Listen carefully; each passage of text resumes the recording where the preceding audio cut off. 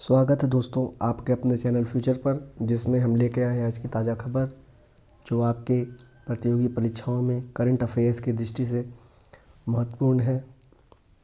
आज का पहला खबर है कि केंद्र सरकार अंतर्राष्ट्रीय मिलेट वर्ष 2023 को अंतर्राष्ट्रीय मिलेट या मोटा अनाज वर्ष घोषित किया गया है, उसको प्रमोट करेगी। इसमें एक न्यूज़ और महत्वपूर्ण है कि उड़ीसा के कुटियाकोंड जनजाति ने अपने पुराने या जो पहले से प्रयोग में आ रहे थे लंबे समय से पारंपरिक बीज, उनको फिर से खोज लिया और उनका फिर से प्रयोग कर रहे हैं। इसके लिए वो अपने त्यौहार में एक दूसरे से बीजों का आदान प्रदान करते हैं। तो ये बहुत महत्वपूर्ण रहा, चर्चा का विषय बना हुआ है। तो ये जनजाति याद रखिएगा उड़ीसा में, क्योंकि कभी कभी ये प्रश्न आ जाता है कि किस राज्य में कौन सी जनजाति है, और ये यूपीएससी यूपीपीसीएस दोनों इंपॉर्टेंट है। ये राज्य पूछ लेगा राज्य में कौन सी जनजाति है, ऐसे ही होता है। जयशंकर प्रसाद भी कह रहे हैं कि पोषक अनाज अंतर्राष्ट्रीय संबंधों में महत्वपूर्ण है। एक्चुअली 2023 को अंतर्राष्ट्रीय मिलेट वर्ष या अंतर्राष्ट्रीय मोटा अनाज वर्ष मनाया जा रहा है। भारत का पहला निजी मंडी बनने को तैयार है, जिसमें वैश्विक स्तर की सारी सुविधाएं होंगी। यह सह्याद्री फार्मर प्रोडक्शन कंपनी द्वारा बनाया जाएगा महाराष्ट्र के नासिक ज़िले में। इसमें लगभग सारी सुविधाएं होंगी किसानों के लिए। फसल संरक्षण से लेके उनकी प्रोसेसिंग की सुविधा होगी, उनको रखने की सुविधा होगी, उनकी पैकेजिंग की सुविधा होगी, उनकी ऑनलाइन ऑफलाइन मार्केटिंग या बिक्री की सुविधा होगी। अब सुप्रीम कोर्ट में आरटीआई ऑनलाइन दाखिल कर सकते हैं। पहले पोस्ट ऑफिस के थ्रू जाता था, लेकिन अभी ऑनलाइन भी कर सकते हैं। पंजाब के मोहाली में पहला अत्याधुनिक सड़क सुरक्षा और यातायात अनुसंधान केंद्र खोला गया है। यह परीक्षा की दृष्टि से महत्वपूर्ण है, क्योंकि सीधे पूछ लेता है यह संस्थान कहाँ पर स्थित है, तो ये तथ्य याद रखिएगा।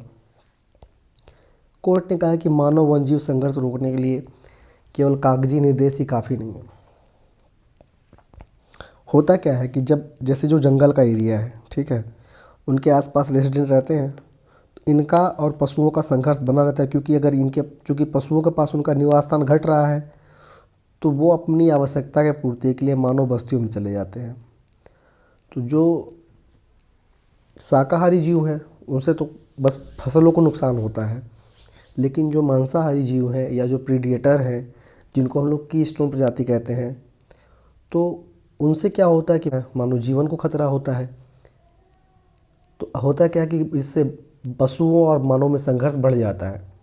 तो उसका नुकसान तो खैर ज़्यादातर पशुओं को ही भुगतना पड़ता है, क्योंकि पशु सक्षम नहीं मानव संघर्ष करने में, इसलिए पशुओं का इसका भारी नुकसान उठाना पड़ता है। इसी कारण से कई क्षेत्रों में कई जीव विलुप्त हो गए। तो अब अगर जीवों की सुरक्षा करनी है तो ऐसे क्षेत्रों में नियमन बहुत ज़रूरी है, तभी कुछ हो सकता है। लचित बरफुकन को पूर्वोत्तर का शिवाजी कहा गया है। ये चूँकि जो लेखक है वो दिल्ली विश्वविद्यालय के प्रोफेसर हैं, तो ये प्रश्न संभावित है। बस तथ्य याद रखिए कि लचित बरफुकन को पूर्वोत्तर के शिवाजी कहा जाता है। जीएसटी मुनाफाखोरी की शिकायतों की जांच प्रतिस्पर्धा आयोग करेगी। देखिए होता क्या है कि जीएसटी कभी कभी कंपनियां या जो संस्थान है, जो फर्म है, लोगों से मनमाना जीएसटी ले लेती हैं, या फिर जो जीएसटी में डिस्काउंट दिया जाता है वो उपभोक्ताओं को देती नहीं है। तो ऐसी किसी समस्या के निपटान के लिए भारत सरकार ने पहले एक संस्था बनाई थी, राष्ट्रीय मुनाफाखोरी रोधी प्राधिकरण। लेकिन अब केंद्र सरकार ने उसके कार्य को प्रतिस्पर्धा आयोग को कर दिया है, ठीक है। तो अब भारतीय प्रतिस्पर्धा आयोग जीएसटी के मुनाफाखोरी की शिकायतों की जांच करेगी। बार बार समीक्षा से मौद्रिक नीति का काम चुनौतीपूर्ण बना है, भारतीय रिजर्व बैंक के डिप्टी गवर्नर माइकल पात्रा का मानना है। तो पहले हम लोग जानते हैं मौद्रिक नीति क्या होती है। मौद्रिक नीति को हम लोग इंग्लिश में मॉनेटरी पॉलिसी कहते हैं। मॉनेटरी पॉलिसी का अर्थ होता है जब कोई केंद्रीय बैंक देश में मौद्रिक स्थिरीकरण या मुद्रा के स्थिरीकरण के लिए या मनी के स्थिरीकरण के लिए या करेंसी के स्थिरीकरण के लिए जो कदम उठाती है, ठीक है, उसे ही मॉनेटरी पॉलिसी कहते हैं।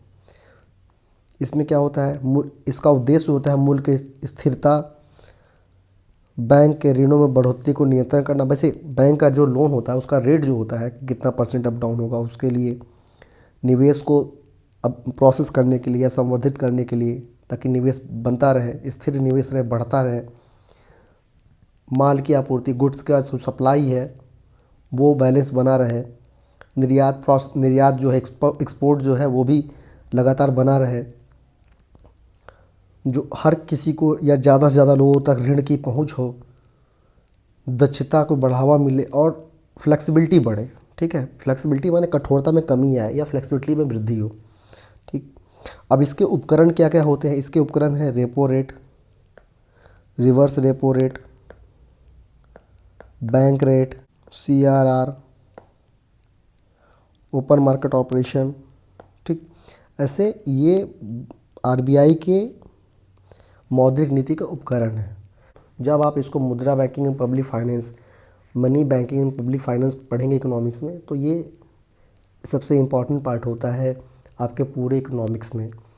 तो इकोनॉमिक्स का करंट का चीज़ें ही इम्पॉर्टेंट होती हैं। अभी मैंने आपको कल बताया था कि क्षेत्रीय भाषा या मातृभाषा में जो अध्ययन है या पढ़ाई है या जो स्टडी है वो देश में धीरे धीरे बढ़ रहा है, टेक्निकल क्षेत्र में भी बढ़ रहा है। सोशल साइंस में तो पहले से ही था, लेकिन मेडिकल में या इंजीनियरिंग में ऐसा था नहीं। तो अभी हाल ही में मध्य प्रदेश ने अपने राज्य में चिकित्सा शिक्षा या मेडिकल एजुकेशन को हिंदी में भी पढ़ने का विकल्प दिया है या ऑप्शन दिया है कि आप चाहें तो इंग्लिश की जगह पे हिंदी में पढ़ सकते हैं। और इंजीनियरिंग के लिए भी ऐसी बातें हुई कि 12 भाषाओं में ट्रांसलेशन होगा। अब देखिए मराठी में भी MBBS के पाठ्यक्रम छपने की बात चल रही है, एक समिति बनाई गई है। तो कल मैंने आपसे कहा था कि इस पर चर्चा का विषय है। और अब देखिएगा किसी न किसी मुख्य परीक्षा में 100% क्वेश्चन आएगा। अब ये कहाँ पूछेगा ये तो नहीं पता, चाहे BPSC में पूछ ले, चाहे UPSC में पूछ ले, चाहे CPF में पूछ ले, ये कहीं ना कहीं जरूर आएगा। ये प्रश्न, इससे एक निबंध जरूर रहेगा, आपको कहीं ना कहीं मिलेगा ही मिलेगा।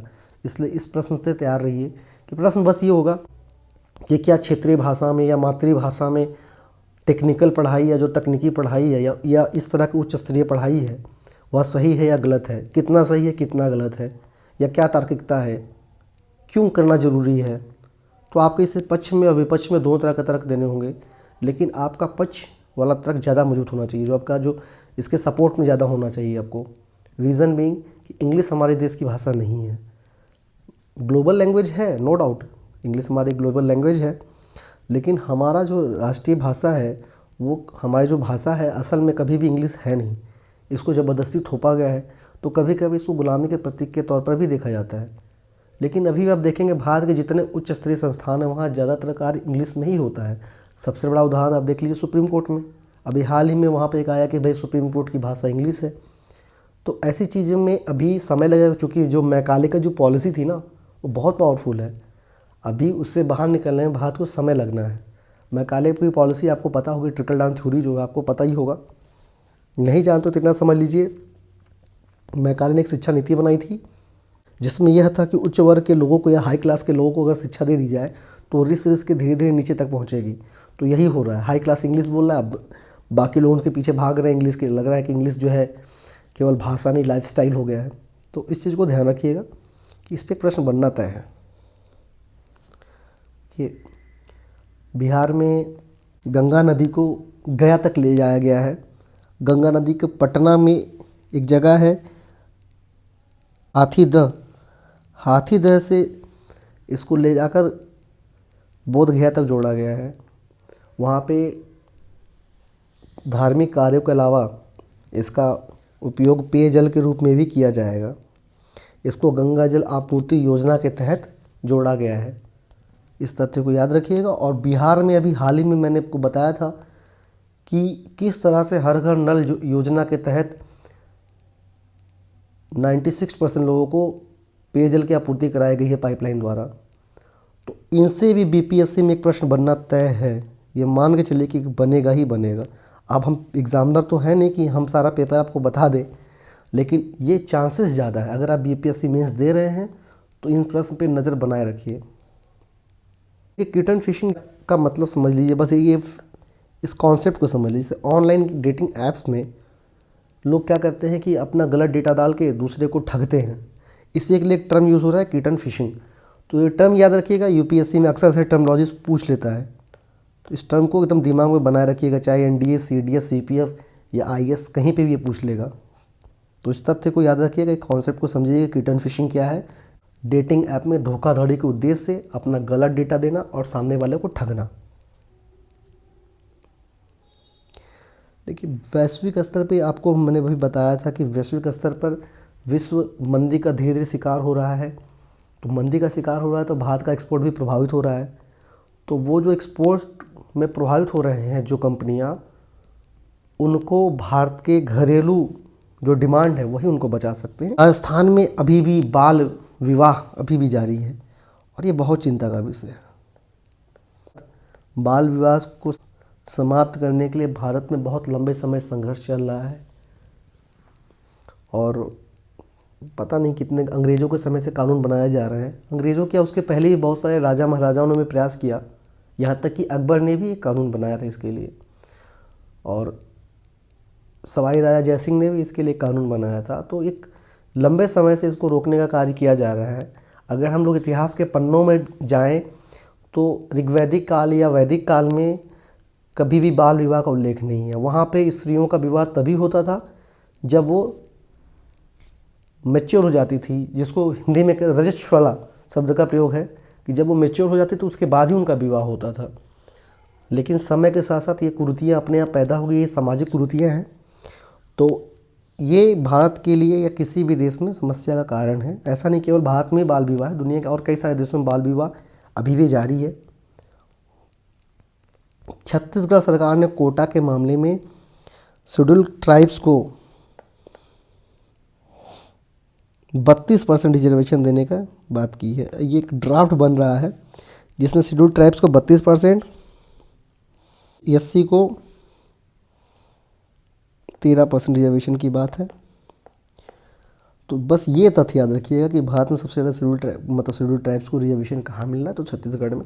अभी ये बिल है, अभी आया नहीं, प्रोसेस में है, आएगा नहीं आएगा तो बात की बात है। कि उत्तराखंड के जो मदरसा हैं उनके लिए एनसीईआरटी का सिलेबस, बस इतना तथ्य याद रखिएगा कहाँ के मदरसों में एनसीईआरटी का सिलेबस शामिल किया गया है, ये याद रखिएगा बस।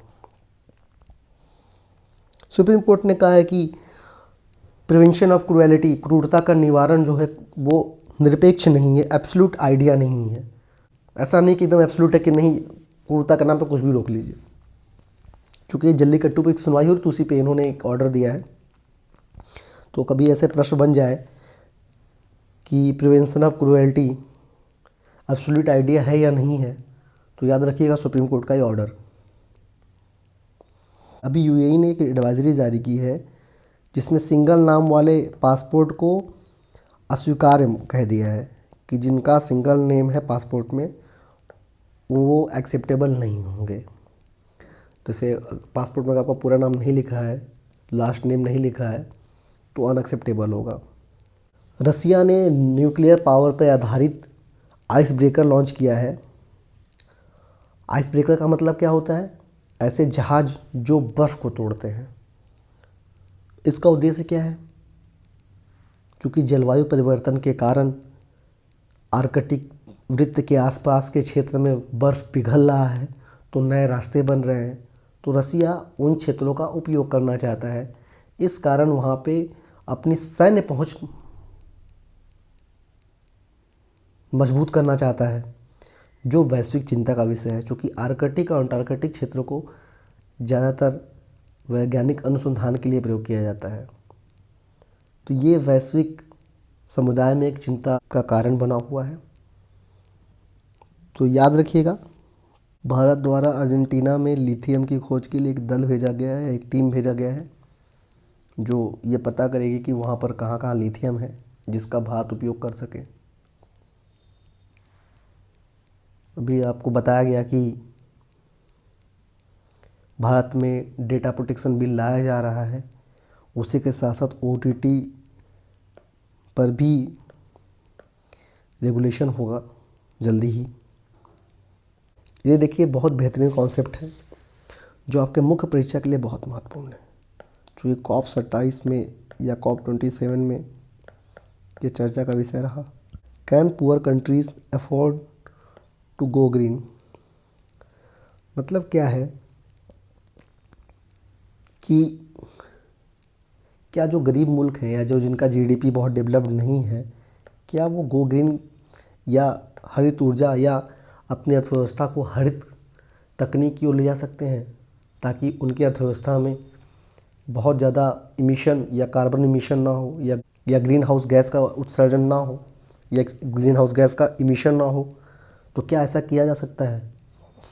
तो इसके पक्ष में और विपक्ष में बहुत सारे तर्क हैं या लॉजिक हैं, लेकिन अगर आप देखेंगे तो भूटान जैसे देश वास्तव में जिनकी जीडीपी बहुत डेवलप्ड नहीं है, जो लीस्ट डेवलप्ड कंट्री में आते हैं, उन्होंने ऐसा करके दिखाया है। देखिए, जो पारंपरिक तकनीक है या जो पारंपरिक जीवन है, उसमें कार्बन उत्सर्जन बहुत कम होता है।